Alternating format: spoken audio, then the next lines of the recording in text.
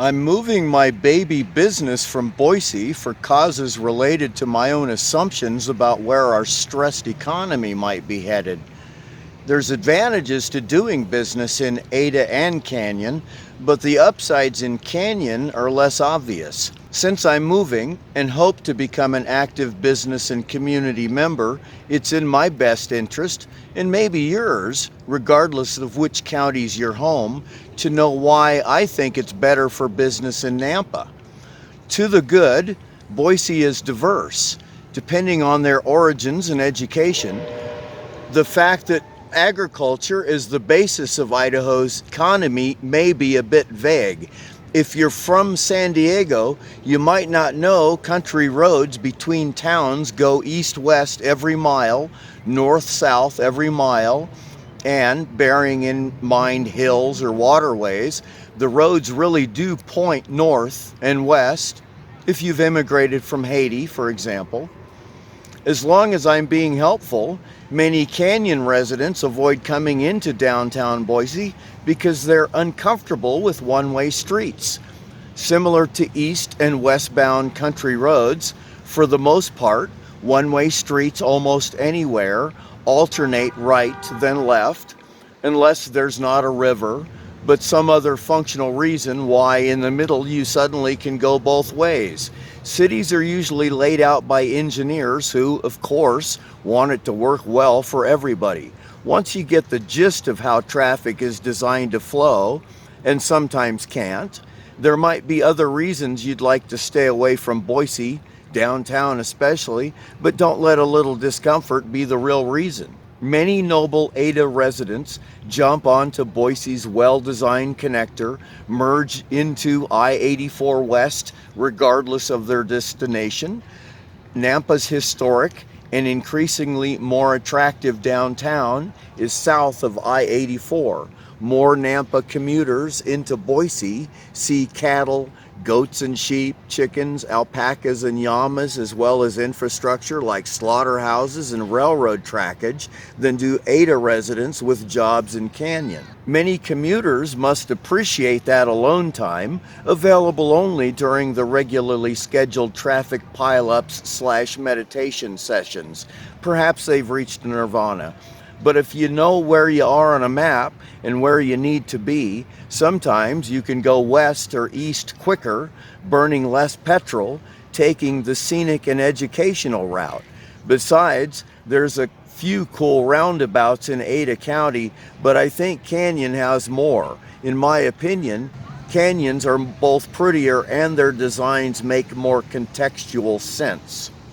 If you lease in Boise, especially downtown, you're likely to deal with people who live far away.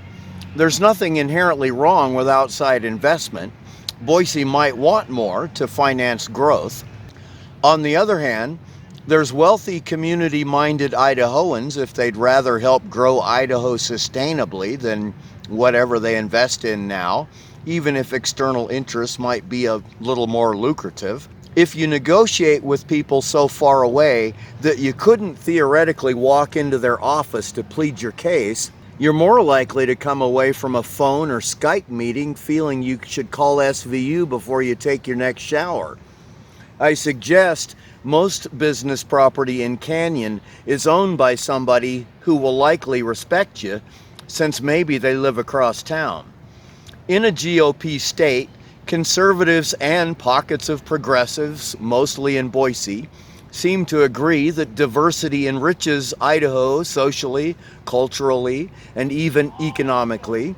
That's why Idaho has graciously, you might even say Christianly, invited immigrants in, often from where life is hard and families either develop strategies to cope or they die. Adaptability from those who've learned it elsewhere doesn't just strengthen a local economy. For the same reason a smart investor might own stock, municipal bonds, precious metals, and a few savings bonds just in case. The more diversity of knowledge available to a community, the better. Ada has strengths. Canyon has different advantages. I just think Nampa may have to show Boise how it's done first. Demonstrate that simple situational awareness indicates it's time to adjust to new realities already. There's a more relaxed business attitude in Canyon, a little more permissive about zoning maybe, more kind of run down and unremodeled sections. In Boise, that might be the next urban renewal project. I'm relocating because in Boise, there's more a culture of following protocol. Don't drop in, call first. I know you said it's an emergency, but you didn't make an appointment. And mainly, it doesn't seem there's as much reciprocal loyalty in Boise. That's understandable if the business model is based on newcomers and tourists more than serving repeat customers and maintaining long-term business relationships. Nampa strikes me as both friendlier and, frankly, probably smarter business owners than that, more adaptable to real conditions, safer for an infant business. Also, in my recent experience, Boise has maybe too little awareness that there are creative and adaptive ways to do business, especially in financial upheaval that, for a time at least, should trigger the human instinct to huddle and cooperate more than the compete each other to death paradigm that's not currently indicated. The 2019 model, in many ways, is entirely opposite of how an economy experiencing wholesale uncertainty and potential meltdown should be reacting. The primary human strength is our ability to adapt. A huge human weakness is our ability to fool ourselves. There's value in maintaining balance. A well-designed economy now will be first engineered with ecologically sustained practices and willing and able to adapt to wholesale economic comas. I assume as outbreaks of COVID will flood population centers with tidal regularity until there's wholesale immunization, we're going to be in trouble. So, Ada and Canyon need each other in fair weather or foul because we each have human and other resources the other can use wisely. In either a struggling economy or one designed around eliminating waste and using resources wisely, a stable community needs affordable space for adaptive, necessary but struggling businesses like thrift stores, junk shops, auto recyclers, and budget auto mechanics. I'm talking about honest and thrifty retailers or service providers who do good work but are used to living poor to be able to do it.